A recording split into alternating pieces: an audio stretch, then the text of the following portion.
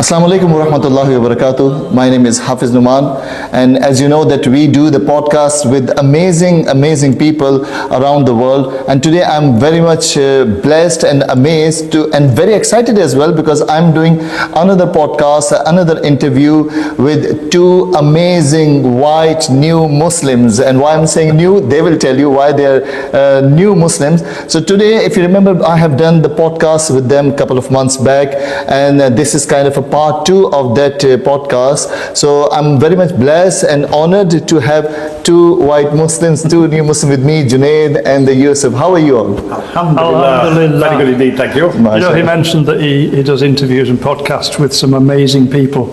Clearly, he couldn't find any today, so in he the chose to absence use of any those. of those, we'll get these two in. That's amazing. First of all, thank you very much to be with me one more time. It's a pleasure. It's a So let's discuss more about you, and the way of my podcast is more about the person. Okay. So first of all, starting from you, Junaid, that how you became a Junaid. That's the first question. Yeah, well, I mean, if we can see, as you say, we're both new Muslims. Yes. I've been a new Muslim for 20 years. But before that, I was born and raised as in the Church of England. So as a Christian, as a Protestant Christian. I loved going to church. I went to a Christian youth group. Really enjoyed religion. And then when I got a little bit older, I kind of drifted away from it, but didn't drift away from God per se. Just didn't go to church anymore. Didn't go to the youth groups. You know, and you know, find yourself just getting more engrossed in life and work, and you know what we consider to be success in this dunya. And I was born and raised in Sheffield. So I was born in the 70s, raised in the 80s. So I just didn't know Muslims. I didn't meet Muslims. I never came across Muslims. There were no Muslims at my school. When I started work, there were no Muslims at my work. It just, in the part of Sheffield that I was in that time, there wasn't a huge amount of integration. Okay, hold on here. At the start, you said you were born and raised in Sheffield, I can say. So which kind of a kid you was? So do you consider yourself as a proper following Christian? Do you consider yourself? I would say in the early years, yes, most definitely. I went to church, went to Christian youth groups, you know, so dedicated a lot of time to the study of Christianity. But then in my teens, drifted away from that. Still believed in God, but drifted away from kind of the institution of religion rather than from the religion, if that makes sense. Okay, so when you was doing the Christianity, or you was following the Christianity, and you're going to the church and following the basic thoughts of the religions, what was the thoughts inside you about the Muslims? Did you hate the Muslims at that time? I didn't even think about Muslims, and I don't mean that it never even occurred to me, because I didn't know any, I didn't meet any, it just never occurred to me. And in the 70s and 80s... The school you go, did you not have any friends, the Muslim friends? No Muslims in my school, no Muslims in my area. When I started work, no Muslims where I worked. I started working in the motor trade, which is very white, male dominated. I just didn't meet Muslims. So but you knew about the Muslims? Yeah, but not. I wasn't interested. I don't mean that sound nasty. I was completely ambivalent. I didn't like them, didn't hate them. I just didn't. They weren't even on my radar, if that makes sense. So you're just living a normal life, no bother about what are the religions. Yeah. So if you can say that you was not bothering about the Muslims, so probably not bothering about the Hindus as well. Probably not bothering any other religions, other faiths. Yes, yeah. And it wasn't kind of a segregation through choice. It was a segregation through circumstance. So just because of where I lived and who I'm mixed with, I didn't meet Muslims. So I was totally ignorant. I knew nothing. My ignorance knew no bounds whatsoever. And then when I was a little bit older, I'd got a great car and a great house and a wonderful job and all the trappings of success. Hold on, a little bit older, what age? I would have been 29, maybe 30. Nearly 30s, yeah, okay. Yeah, and I would run training courses, I still do. We run training courses for a living. And one of the training courses that we ran was a 2-week residential training course. So you're in a hotel for 2 weeks, I'm running this course, and we do lots and lots of work over that 2-week period. And during the day, you work, and in the evening, you socialise. And it was, generally speaking, white men. And that's just how it was because, of, as I say, a segregation through circumstance. In the trade in which I worked, it was mainly male and tended to be white guys. That's just how it was. From that workshop, that was the last point. From there, you started changing, or you met some person? Well, there was a couple of people on the course who were not white, shall we say, but again, that didn't really occur to me because I don't really see colour, and it doesn't occur to me. I just see people. But there was a couple of people on the course who weren't eating or drinking during the day, and I just thought, have I done something like upset you? You know, is everything okay? And I just got speaking to them, and it transpired it was during Ramadan. Now, I didn't know what Ramadan was. I'd heard the word, but I'd never been bothered to find That it. was the first time you heard something about the Muslims and something about Islam. Absolutely. So hold on here. Coming back to you, Yusuf, what was the starting point of yours? Because the same way, I just want to hear, and the viewers wants to hear about early ages, from which area you born, raised, and... Yeah, so I was born and raised as a Roman Catholic. Roman Catholic, yes. And that was in a town called Wakefield in the north of England. I was, like I said, born and raised. I went to Catholic school, so I was educated in the Catholic faith. I was an altar boy, so I assisted the priest on the altar at Mass at service time. My uncle was a parish priest. So, you know, I was very, very involved in the church and in the A religious boy. very much so. Yes. I loved God. I loved my faith. And because I felt really special as a child, because I had two wonderful parents who loved me. Yes. I had brothers who loved me. And you are the youngest one?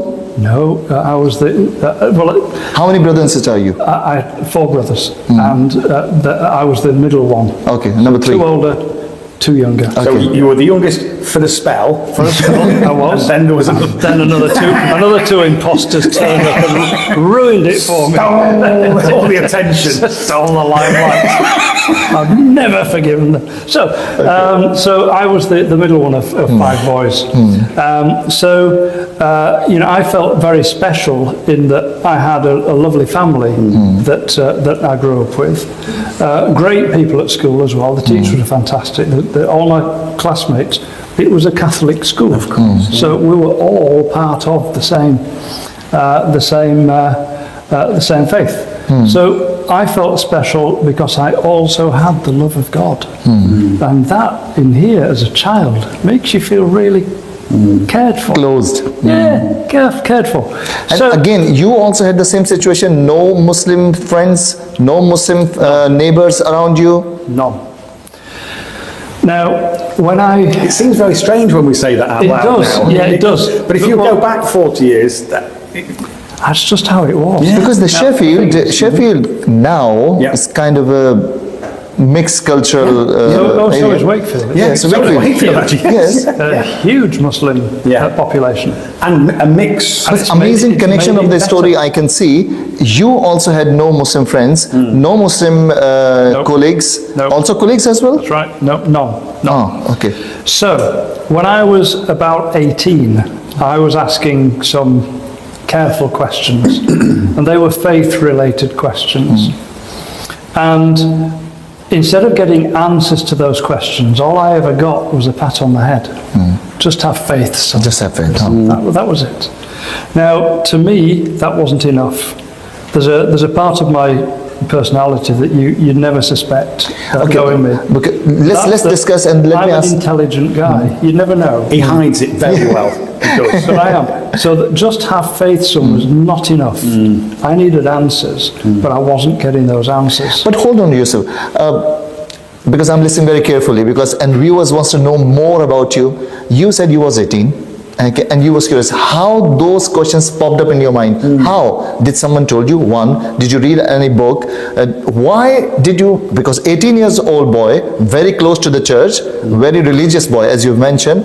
How the questions are started coming up? I believed in God. I knew all about Jesus as the main prophet of Christianity. I knew that he was an amazing man. He had amazing special gifts. He spoke in amazing ways and taught in a beautiful way. But the concept of him being the Son of God didn't sit comfortable with me. It just didn't make any sense to me. I was thinking, why, if God is the all-knowing and all-seeing creator of everything that exists, he won't have a son. That doesn't make any sense. He'd send somebody to preach, and he'd send somebody to preach his word, i.e. a prophet, a messenger, not a son. That doesn't make any sense. So I was asking questions about that kind of thing.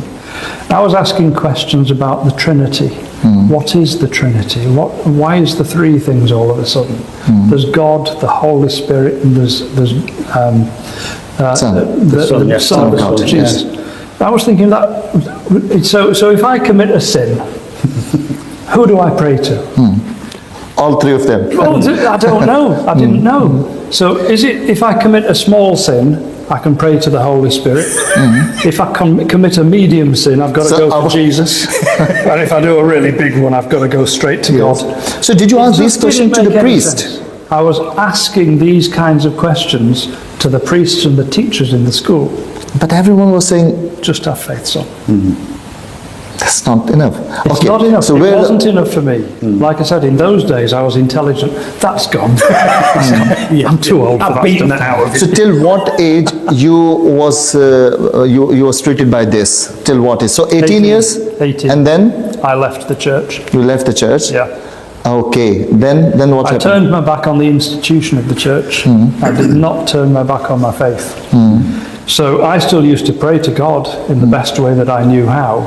And I kept that. Okay, hold on. So the viewers wants to know as well. So you left the church and the faith as well? Or you left the church because you didn't get the answers, proper answers. You left the church and you were starting worshipping all alone. Is it what you are saying? Yeah. But you didn't become a Muslim? No. No. So Because how many years? Because I didn't know Muslims. Okay, so how many years? 10 years. It's age of 28. 28. I found myself working in an office in Bradford. Okay. You can probably guess the rest. I heard it. I heard it. Okay, during those 10 years, again, because I'm amazed, again, no Muslim friends, no Muslim neighbors, no Muslim colleagues during those 10 years. So when I left home at the age of 21. Yeah. And when I say left home, I just went to live in a separate place of my own. Just I got myself a flat. And my first landlord was a Pakistani guy, an elderly Pakistani guy. He was such a lovely man. He was such a nice man. He was great. And I used to enjoy going and paying my rent. Can you imagine that? Yes, I actually enjoyed, because I'd knock on his door and he'd open up. Big smile on his face. Oh, come in, welcome. And he just made it a real joy paying him the rent. Yeah, subhanAllah, he was a great guy. But he never once spoke about Islam. Never. And back down to what Dr. Sabil was saying earlier in his presentation that we've been to today. He said that there are so many occasions where you just miss the opportunity because somebody is actually looking and you don't recognize that, and you miss the opportunity. Yes, it happens. To give somebody Islam. And that definitely happened on that occasion. I remember also another occasion where he knocked on my door one day because I had a car. And the neighbours opposite were, again, a Pakistani family, and there'd been a death in the family in a town called Dewsbury, which is about 5 miles away. So they wanted a lift, and they just asked, would you please give this family a lift over to see their relatives in Dewsbury, because they've lost a family member. So I said, yeah, okay, no problem. So we all got in the car and I set off to Dewsbury, and they directed me, and we stopped outside this house, got out of the car, and I stayed in the car. They said, no, you come in. You come in. You've driven us this far, but at least you can do is come in and enjoy some hospitality. But when I got in there, I've never seen anything like it in my life. It was almost like You know, usually in a wake, Yeah. yeah, where you've got a family full of bereaved people, it's all Really quiet. silence. Yeah. Grief, yes. In this house, it wasn't. They were wailing and screaming and Oh. shouting, and I remember they were counting kidney beans. Yes, they were I know reciting what they were something. doing. Yes. Then. I know what they were doing, but I didn't know then. I was thinking, this is strange. Why are they Doing the bits. Do they have to count these things? You know, surely you can weigh them. There's a better way. You've got to be careful when you boil them, because they can kill you, those things. But, you know, it was all very strange. And once again, on the way back in the car, I said, is that how you cope with grief then? And they said, oh, no, it's just what we do. Oh, okay. So is that part of your faith? Is it part of your religion? Yeah, absolutely is. And I've since discovered, no, it's not. It's not. That's Of course part of not. culture. The part of a culture more, Yeah. yes. And here we go. And here's a bigger problem in society than most people will understand. And that's that on the one hand we have culture, on the other hand we have religion, And mixed and up. they've done that. Mixed up, yes. Nobody knows which is which anymore. Yes. And very often what is culture is purported to be, yes. what religion is, and vice versa. What was the age of this moment? Because I wanted to know this moment, this incident happened. This How old moment were was you? about 20, 21 years old. 20, 21 years Yeah. old. Okay. Yeah. So that was the point you started knowing a little bit about the Muslims Yeah. and the religion, because you're the landlord, you can say the landlord was a Muslim. I remember the family opposite. They had 2 sons, 2 daughters, and the daughters would have been maybe 16 at that stage. And I remember they both came over and knocked on my door. I opened the door, said, "Hello, can we come in? Can we come in?" I went, "Yeah, okay." I didn't know it in those days, you know. So I said, "Okay, yeah, come in. We need a lift, brother. We need a lift." Well, okay. First of all, I'm not your brother. And where do you want to go? First of all, I'm not your brother. That's the We need to go to Scarborough. Well, why do you need to? That's a long way. It's about 80 miles. Isn't it? And a it's long way. all country road, so it Takes forever. ages. Yeah. Why do you want to go to Scarborough? We're running away from home. Oh, I went, wow. okay, right. Here's where our conversation stops. Okay. Thank you for considering me as aiding and abetting your leaving, but I'm not going to do that. The best thing that you can do is just go back home, talk it through with your parents or whoever it is that you've got differences with, and just stay at home. It's better for you. So you didn't help them? No. Of course, straight no. Straight no. No chance. 2 kids running away from home, 2 girls, Yes. 15. The amazing part was I'm not gonna help they them. came and they said, brother. Yes, they did. Brother. I went, Brother. I'm not. And again, this is the culture. This is not the religion, of course. Yeah. Everyone's saying brother. So they were very, very brief interactions with people who I kind of understood to be from a different faith, but still I didn't understand anything at all. Because about earlier you Islam. mentioned it was 10 years, 18 of years to the 28th of year. What was the point, on what age you first met someone in terms of the dawah? So because 28. 28, Yeah. okay. Now hold on here, because you was on this point before. So, what's the point? when was the point? Because I want to go take this story together. Okay, what was the point? Because you was living the normal life, everything was happening, and in your story, you had never interacted any Muslims so far until that point. That I knew of. You knew of. Okay, so what happened in then? Did you start because you were sitting, that was a Ramadan going on, you never knew that why they are not drinking and eating? So what was the point? It's take me from there. What happened actually? Well, literally, I said, so why are you not eating and drinking? Is everything okay? And they said, oh, it's part of our religion. We don't eat or drink from sunrise to sunset. It's part of our religion. I went, oh, okay, and what religion is that? And they said, it's Islam. I said, okay, well, tell me a bit more about Islam. And they did. You know what I mean? And we share this story many times because the number of times when we're fasting and somebody will say, oh, so you're fasting, so can you drink water? And people go, no, can't drink water, get on with the work.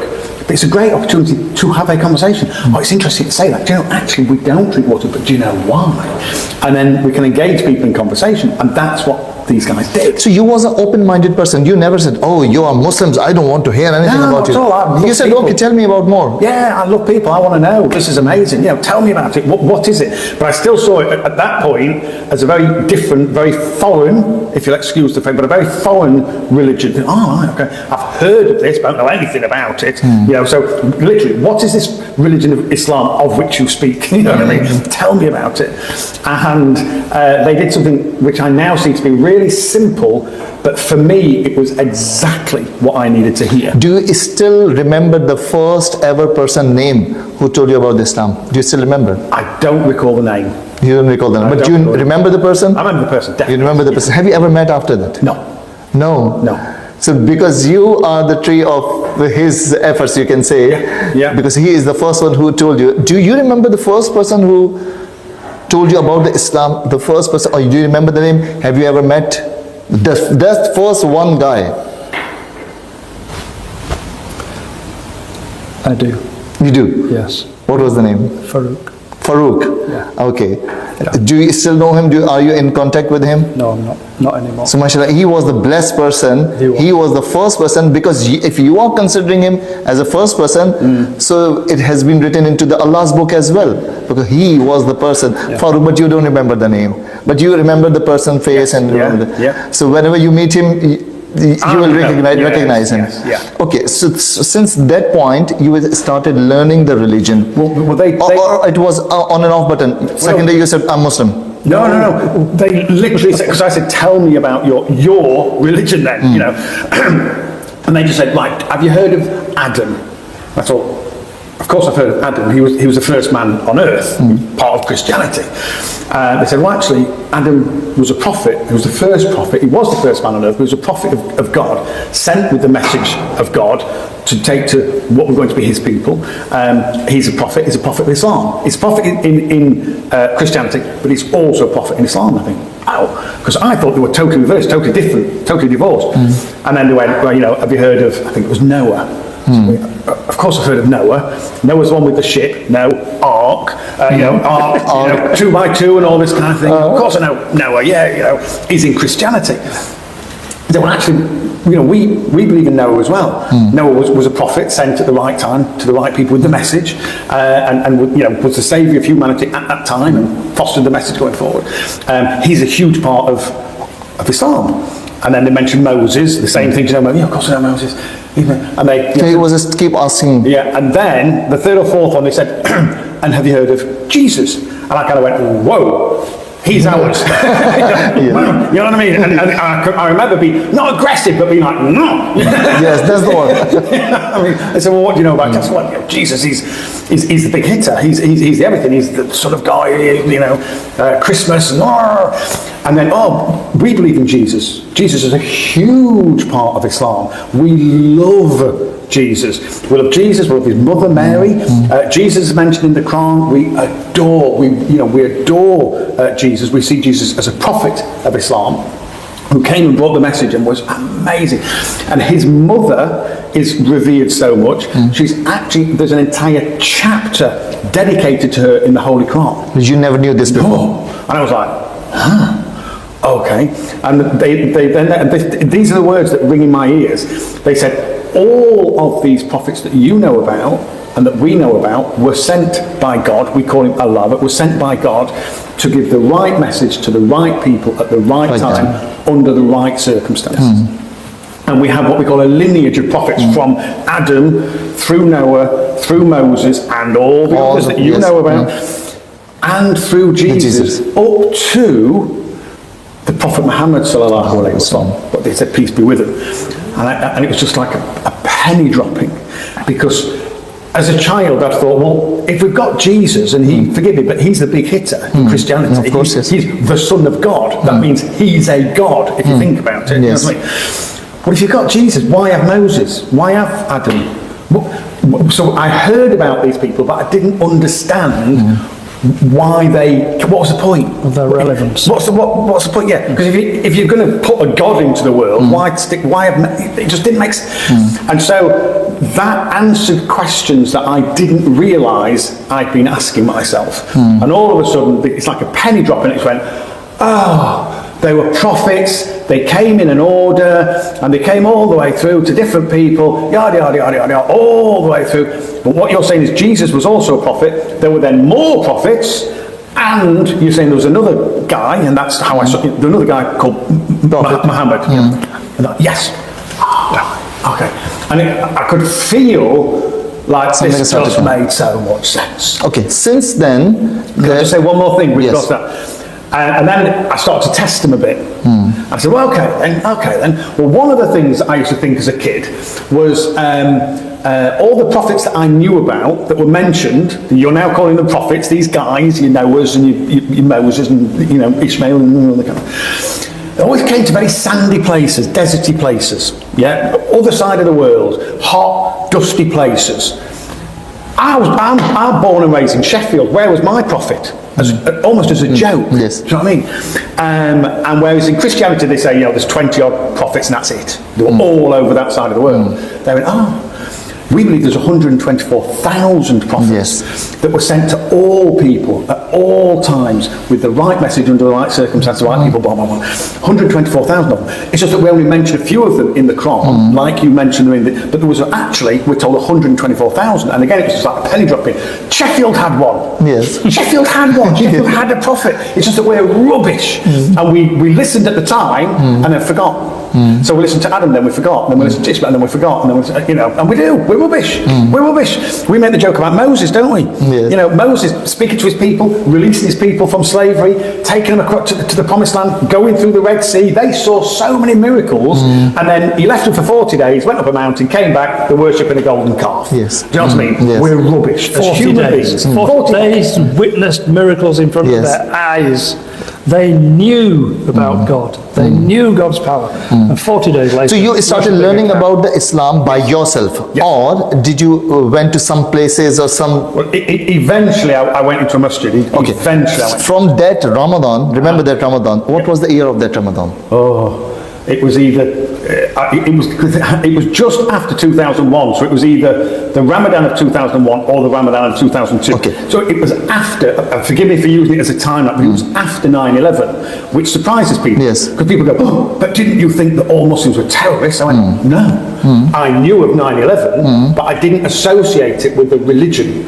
I associated What's it with the year of your accepting Islam? What's the year? The year would have been the year after that then. 2003. So it was either late 2002 or early 2003. 2003. So 2 years you learn about and research about the Islam.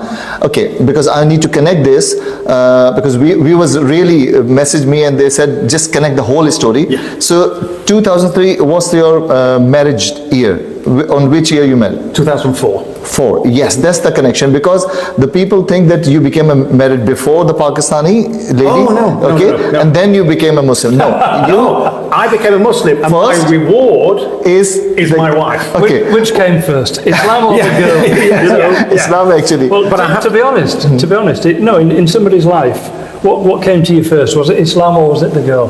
What difference does it make? Well, Islam came into your life. Is it still there? Do you worship? Yeah, exactly. What difference does it make? So that question. So really, in your story there was a Ramadan. And in your story there was a grieving house. Well, in your story, it was work. It was work for me. So I ended up working in an office in Bradford, and that's where my first encounter with Muslims was.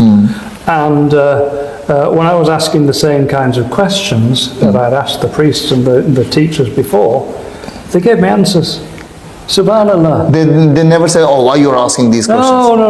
No. They gave me answers in a way that I understood, and in a way that I kind of valued, because these were not just answers, but they were answers backed by evidence. This is what the Quran says about this. And this Once is what you start Prophet getting Muhammad said about this.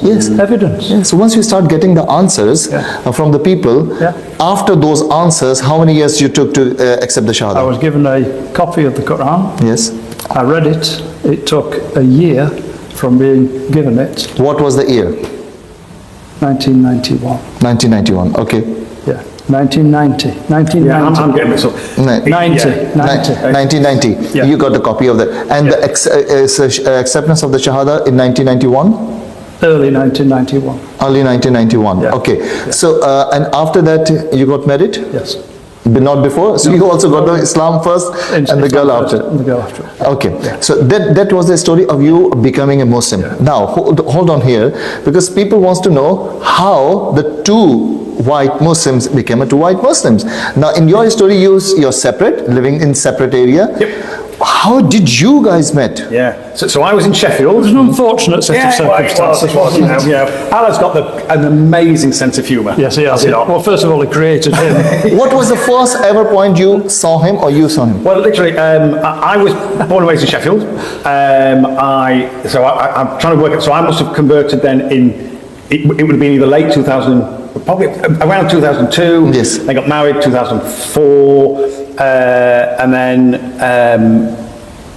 I'm trying to think what year it would be. 2006. So 2 years later, my wife and I moved from Sheffield to Wakefield. Okay. Which is where he lived. Why? Just domestic reasons or something? Well, my wife was born and raised in Scotland, in Glasgow, and when we got married, I said, well, we can either live in Glasgow or we can live in Sheffield. And she went, well, let's live in Sheffield. So we went to Sheffield. She didn't really take to Sheffield, so we looked around and we literally just drove around trying to find places. When we went to Wakefield, we went, oh, this is really nice. I knew a few So there people was in no any specific reason, a specific kind of reason, just so good you liked the house and just moved? Yeah, and it had great transport links. You've got the M1 and the M62 that converges, and Wakefield is there. So it's really easy to get around the country. My job took me all around the country. I used to travel 28, 29, 30 2006, you moved into the Wakefield. Yes. Okay. Now, He was all- waiting there. Yeah, basically, it was. Because with all moves in the UK, you always move on a Friday. So you always move on Jummah. And so we loaded up the van, travelled up the road, and came to Wakefield and then unpacked the van. So I missed Jummah prayer. And so as everything left and we kind of relaxed and we came into the evening, I said, right, I'm going to go pray. I've missed Jummah, so I'll go, but I'll find a masjid, I'll find a mosque, and you know, I'm going to go pray. So, are you okay? Yeah, fine. So I went into Wakefield, and I didn't really know Wakefield because we moved into kind of the outskirts. So I drove into Wakefield and I saw a masjid. And as I saw the masjid, I'd gone past the entrance. So I thought, oh, right, okay. Well, I'll drive down to the bottom of the road, turn around, and I'll come back and I'll go in. And at the bottom of the road, there was another masjid. So I thought, well, I'll go in that one then. Yes. So I literally, this is where, you know, as a Christian, I used to believe in coincidence. Now I know there's no such thing as coincidence. It's all a plan. Because my brain goes, what if I'd gone in that first mosque, we might never have met? You know what I mean? But Allah didn't want me in the first mosque. Yeah. So If only. If only. So I went to the second mosque, went in, walked in, because back then, you know, I was still quite sheepish going into masjids. I wasn't as confident as I am now. I got an awful lot of my confidence from my father-in-law, who was an amazing man, and who once said, why are you nervous going into a mosque? You're not going into a mosque for people, you're going into a mosque for Allah. And that just overnight changed my whole, you know, but he hadn't said that yet. So I went a bit sheepish, sat down, and then he came and sat next to me and said, I'm the only white Muslim in this mosque. What do you think you're doing here? Are you some kind of imposter? literally, and I nearly died laughing. And we both nearly died laughing, and we've been laughing ever We've been since. laughing ever since. That was literally the first moment that Allah put us together, and we've been 18 years, 19 years. Yeah. We've been together ever since. We've been inseparable ever Okay, since. hold on the history here because it's amazing history and people will love it. Okay, why you was there in the mosque? So you used to go in that mosque, that was your local mosque? That was my mosque. That was your local mosque. Yep. And you, Central Jamia Masjid in Wakefield. in Wakefield, that was your mosque. Okay, so since accepting the Islam, because at that time he was in Sheffield, he was doing his work because it was 1991. Well, to be honest, it wasn't my first masjid. It wasn't my first one. My first one was about 2 miles outside of Wakefield, a little place called Agbrigg, which had a dominant Muslim population. And they had a masjid which was just a terraced house. in the middle of terrace houses, St. Inside Catherine's Masjid. Street, number 25. It was fantastic. And I was introduced to a man in there. And this man became my teacher and mentor for my Islam. He was an amazing guy. I loved this man. He was like a father to He died? he died, he passed away. They don't make them like him anymore. He was an amazing guy, and I miss him to this day. He was called Sufi Rashid Mughal. And Sufi he was- Rashid. Rashid Mughal, yeah. Rashid Mughal. He was an amazing guy. You know the Jamaat system? Yes. He'd go out on a 3-day Jamaat twice a month and take a gang of lads from the mosque. MashaAllah. He went out on the 40-day Jamaat many times. He did- Probably people not he know did the that. 2-year Jamaat. Yeah, he's done it. So you was with him. I was with him. So you used to go to the Jamaat as well? Oh yeah, yeah. He taught me Amazing. everything. He taught me everything. Yeah, he was an amazing guy. Amazing. And his patience was just. So technically you was doing the dawah by going to the Jamaat, because when you go to the Jamaat, you go to the different people's houses. Yeah. So you was actively participating I was into the involved dawah. in Dawah And the- from the very start. Yes. Okay, so Sufi Rashid Mughal used to take you about once or twice a month, Yeah. and you used to go, and you liked that thing, Loved that going, it. loved it. Yeah, Okay, I learned so much. you learned so much, and okay, in that mosque, what was the first And mosque? he was a great cook. Okay, yeah, that was a lovely thing. So, how the people saw you? Because generally, what happens, white Muslims, when they come into the mosque, everyone Yeah. see those people. He's clearly from MI6. Yeah. He's here to check the fire escapes. He's here to spy on us. It's So like did you that. find these kind of the weird looks from the people? No, in the masjid that I went to with Sufi Rashid Mughal, he made everything perfect. And he spoke to all the people about who I am, and they were all quite amazed at the level at which and the speed at which I was actually taking things on board and learning things. So they were great. Now it was there was a period of time where I was very, very busy at work. So going 2 miles out of my way on an evening to go and see Rashid, Rashid Mughal. I kind of stopped, and I knew pretty much everything I needed to know at that stage anyway. And I kind of, there was a period of time when I didn't go and see him, and I was going to a mosque that was closer, and this was the Central Jamia Mosque, Central Jama Masjid. and that's where I found him. You found it. Okay, before the one step back, what was the point you started learning the reading Arabic? I'm not talking about the meaning of the Arabic. No, I'm not talking about the meaning of the Arabic. Just simple how to read. So did you learn from some teacher? Like a qaida, you know, we say the qaida. Alif, ba, ta, sa, jim, ha, sa. I remember my mother-in-law taught me. My mother-in-law was still living in Scotland, but whenever she came to stay, she'd be like, Junaid, Sit down. sit down, and she taught me initially, and it was from... At this point of a period, you can read the whole Arabic. Whoa, fluently. hang on a minute. I'm going to say something now. Yeah, I'm not wanting to speak out of turn here. I'll be outside the tent on this one. But if there are 2 people that have taught you more about the reading of Arabic, who are those 2 people? One. 2 people. I was going to say my children, but I have 3. Yeah, you're 3. No, my kids. So 3 of them. Yeah, Three yeah. of them. And then when my children, amazing, my children have because obviously they were then born Muslim, married. We were blessed with, Allah blessed us with children. So as they were learning, my mother-in-law would, because they would go on with the mother-in-law and they'd do Zoom calls with the mother-in-law, Yes. Skype at the time, and when she came over, she'd help them, and then we took them to the classes on Saturdays and classes on Sundays.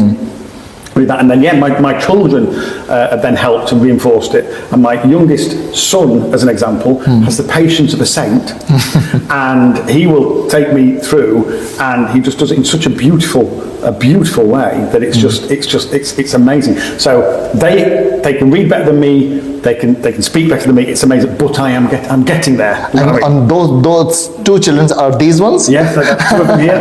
My daughter and my youngest son are with us here right now. Yes. MashaAllah. Okay, and when you started learning, who was the teacher? Okay, so I'm profoundly dyslexic. I find reading very difficult, and that's conventional reading. I didn't do very well at school. I'm not very well qualified at all. It's never held me back.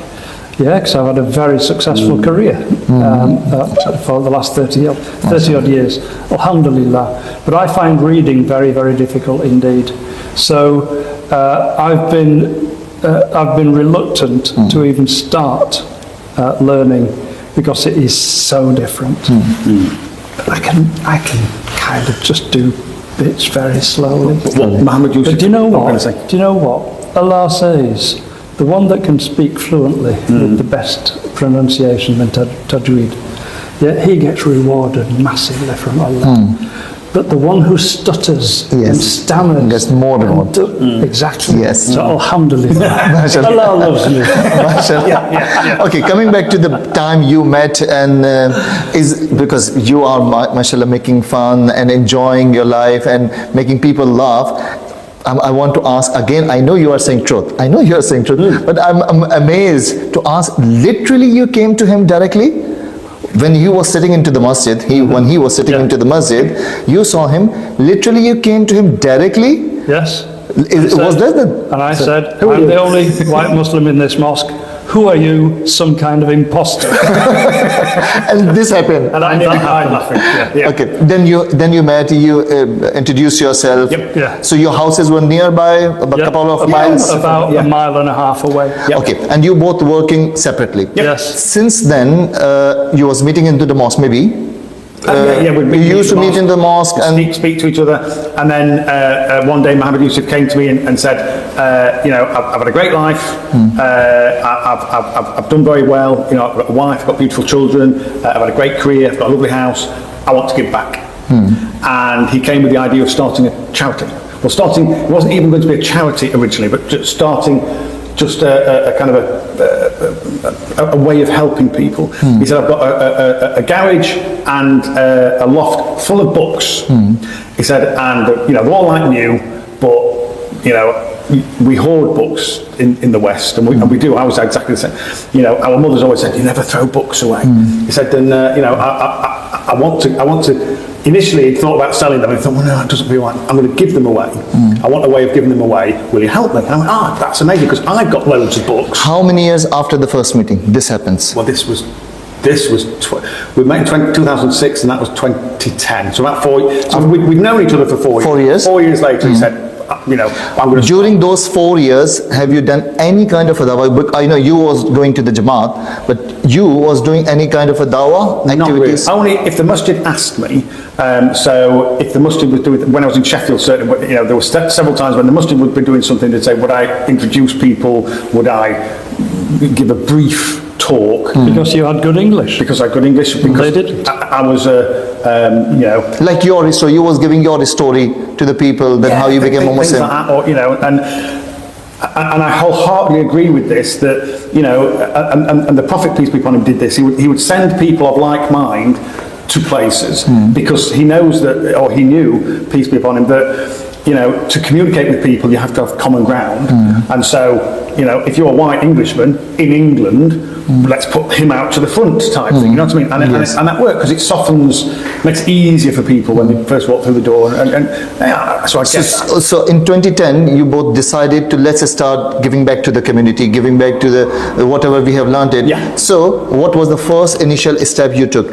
Okay, within that question, at this question, have you started giving the talks together at that time, or that was not? No. So in fact, I tell a lie. You were doing the DOS. Yes, I was. He was doing a weekly program for children, and it was the children of... In the same mosque? It was in a community centre. In a community centre. Yeah. And he asked me to come along and help. And that was one of the things that fostered our relationship as well. As I came along and helped, and he did most of it because he knew more than me. He'd been Muslim for longer and was just a better individual. And you could say that again. And I would come along and help. And then as part of that, he said, right, we're going to start this thing together, which became a charity. And then we've done that charity for the last 12 years. But then we've got the DARS, we've got the charity, we've got a way of speaking to people that other people seem to quite like. So we both kind of said, right, let's do some videos and we produced, because the organisation that I own and run is a training company, and a lot of it is online, and it's videos. So I've kind of got a background in making videos and creating videos, and Yusuf's got a brilliant sales background, and when you put the two of us together, it kind of works. It's kind of work. So you started the YouTube on that. We started YouTube. We made 21 what was the year? 2011 maybe? No, 13, Yeah, 14. 13 or 14. Maybe. 13, 14? Yeah. But before that you was making the videos or not? No, nothing to do with Islam, no. We were doing the odd talk because people would ask us to, Yes. but we weren't going out and doing it on purpose, if that makes sense. We're doing the dars together, so we're doing the children's classes, and anything, you know, the masjid might ask us to come and do talks and speak with people, but nothing formal. So we are on 2013 now, 2013 or 14. Two white Muslims, this label, who decided, who chose, and how this became a label? Great question, because some people get upset by it. Some people don't like that as a name, and we say we never chose it. We never chose it, but because we've always spent a lot of time together, and you know, because we do work together, we run the charity together, we spend a lot of time together, and we'd go up and down the country working, and whenever we were working and wherever we were, we'd find a masjid, we'd go into the masjid and get to know people. You know the and app on your phone, nearest masjid? Yeah. It's Zohatime, nearest masjid. Find my masjid. And we'd go to one. Yeah. And then from that point onwards, if we were in the same area, we tend to go back to the same ones. So we had occasions, and it was brought to our attention that somebody in one of these masjids had said, you never guess who was in earlier today. And the guy said, who? Said Junaid and Yusuf. Who? You know, Junaid and Yusuf. Who? Two white Muslims? You know, the two white Muslims. The two white Muslims. That's exactly Two white where it Muslims. came We heard that story more than once, so that would happen in loads of different masjids, and people literally would say, "We've had those two white Muslims." Those two white Muslims. And so we just kind of went, right, if that's what I thought it's first of all, it's a fantastic trade name. It's catchy. So we have trademarked that. So it's copyrighted. Yes. It's an actual trademark in law. So nobody can copy two white Muslims. No one can become two white Nobody Muslims. can become two white Muslims. People can become three white Muslims. They can if they want, yes, or one. Yeah. Okay. And in fact, when I meet an old friend of ours every so often, he says, "Oh, one white Muslim." Mashallah. So since then you chose this name. What was the year you chose this name for your channel, or for your registered your name, and what year? So that was when we were making the videos, wasn't it? That was 2014, you can say. Yeah, about 14, 15. something like that. Yeah. 13. And since then you start becoming the YouTube influencer. We had no intention of doing that. We just wanted to make a series of videos, and we made 21 videos, and we tagged it everything you ever wanted to know about Islam, But couldn't be bothered to ask. and we put it up on YouTube, and we thought, halas, that's it, that's us done. And people went, no, this is brilliant, and it got a life of its own. And people then said, oh, could the two white Muslims come and do a talk? Could you do some more videos? If we, and so it just grew from there. We thought if people want us to, then we will, and it literally just grew organically. So 2014 now we are 2024. In 10 years, you can say the YouTube journey is 10 years, and the speaking and the going to the different places and giving the talks. Now the biggest question I'm asking, and that's the biggest question I asked to the Dr. Sabila as well. Do you remember how many people took the Shahada by your talks? Do you have number? I don't have a specific number, because we put videos out there, and then we'll get a comment saying, because of this video, I've now converted to Islam. And you go, that's amazing. Or we did we still do live, like this, do live podcasts. And people can message on the live podcast, and we'll read the messages out. And we got a message once, and the guy said, I'm up a ladder on a roof, and I don't know how he did it, but he's listening to it on his phone. He said, I laughed so hard and nearly fell off the roof. And so we said, be careful, I'm joking. Oh, be careful, get off the roof. You know, I just, literally, this is live. We know it's just words on a screen, you know what I mean? And then, was it about a month later or 6 weeks later, he wrote back and said, Assalamu alaikum. I was the guy on the roof. And he was thinking, I took my Shahada last week. wow. Any number? Then we also have people who you were stopped in the street one time and somebody went, "Oh, you're the two white Muslims." Oh, no, I'm not. I'm just one of them. What do you think? And he said, I'd gone as far away from Islam as I could possibly get, because when I was growing up, it was used in a negative way and as a controlling influence in my life. And he said I couldn't get away. I couldn't get far enough away. But one day, 5 years later, I decided to go to a masjid at Jummah time, and I said to Allah, Allah, if you want me back, show me the way to come back. And Give me the sign. that afternoon, one of our videos popped into his inbox on his phone, and he watched everything that we'd done, and he said, from that, I now pray 5 times a day, I've been on Hajj, I fast in Ramadan, I pay my zakat, and etc., etc. So they're the ones there were that hundreds of the tell us. people, you can say? it's impossible to say. Okay, ever happened someone took the shahada in front of you? Oh yeah, Yes. that's happened. Yes. Yeah. Many times? Amazing. Yeah, Yeah. different times. Many And that times, makes hundreds? you tingle. Hundreds? No, I wouldn't, I wouldn't say hundreds. No. But About 50 plus people? we've always said, do you know, if it was one, That was all enough. this is worth it. Yes. For one. So that is actually amazing thing, because this shows your humbleness, because I was pushing you, but you didn't give me any number. That shows your humbleness, that you are doing your work. You are not counting the numbers. You are not it's saying, not up to us. It's not- and you are not those things, oh, brother took the shahada, come and take the picture. This shahada No, because of me. So mashallah, that's the amazing thing. Okay, so at the end of this podcast, it's been 10 years, okay, and totally a journey, because I'm telling you, I'm your biggest fan. By the way, I'm one of your biggest fans. No, you're the one. You're the one. Only one. Because I learned about you. I saw your videos. I'm continuously following you wherever you are going, into any country, any path you're going. I'm following you. So the question at the end are 2 questions. One is, how many countries as 2 white Muslims you have visited? How many countries? Golly. Kuwait, Malaysia, Malaysia a few times, Turkey. We went to Saudi. We went to Saudi, we had.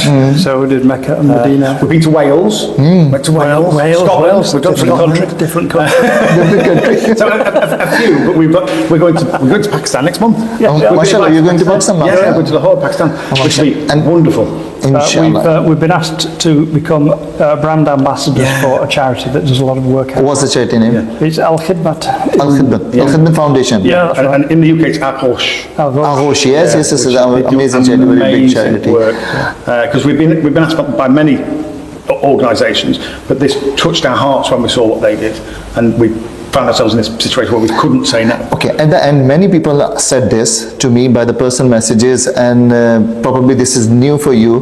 Many people have write it down to me, and this is very famous about you both, that you guys are extremely humble. Alhamdulillah, how this came inside you, because now this, if it doesn't matter if you say or no, you are mashallah famous. Alhamdulillah, you are getting, of course your humbleness you will say no, but you are alhamdulillah very famous. If I say not the whole world, half of the world knows you.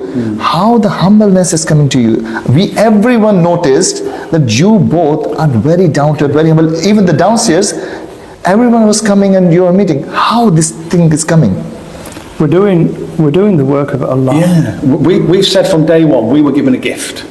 We were given a gift. We did a video about this actually, didn't we? We begin a gift. Normally, if you're given a gift, you have to keep it. Because if you give it away, you lose it. I don't know if that makes sense. But with the gift of Islam, the more you give it away, the more you get.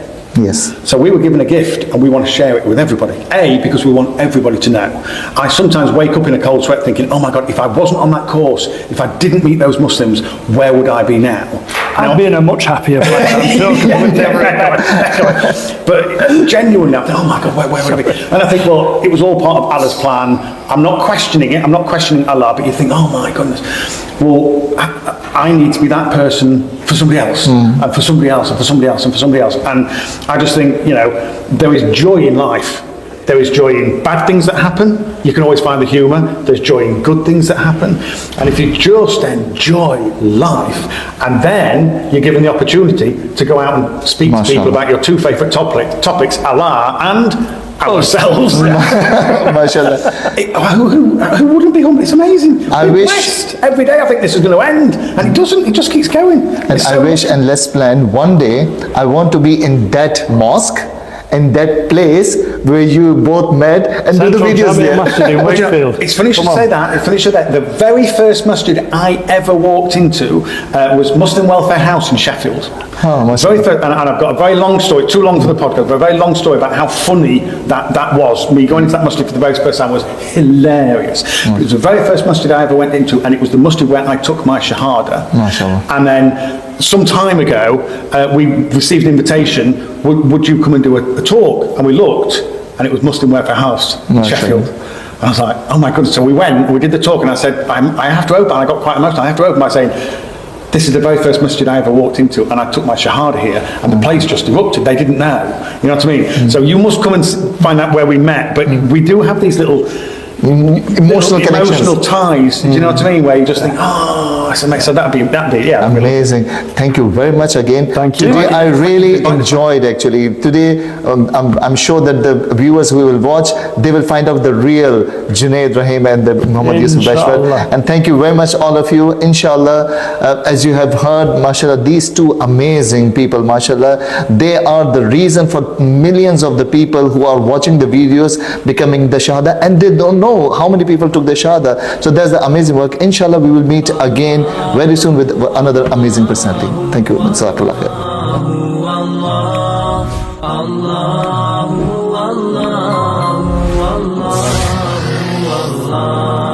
Allah